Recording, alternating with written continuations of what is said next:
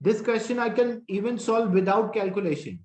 Remember, when two objects are balanced with each other, the heavy objects are always placed closer to the pivot and the lighter objects are placed away from the pivot. So which child is heavy, P or Q? The heavy objects are always closer to the pivot and the lighter are objects away from the pivot. So which child Yes, is sir. heavy? P. So P is heavier. P is heavier and Q is It lighter. has to be A. So if P is equals to 25, so Q should be less than 25. Which option is less than 25? So A is less than 25.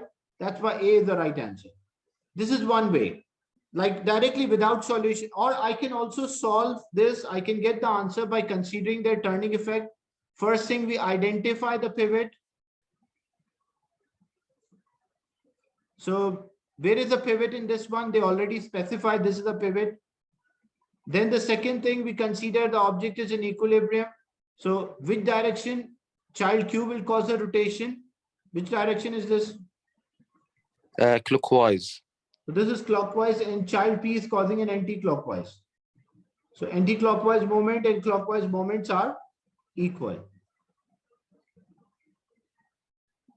So anti-clockwise moment, weight of the here, because we need the mass, so I'm not converting into weight. So this will be 25 into distance from pivot 1.2, and this one is the weight is unknown x into distance from pivot 1.5. So we just simplify 25 into 1.5, 1.2 divided by 1.5.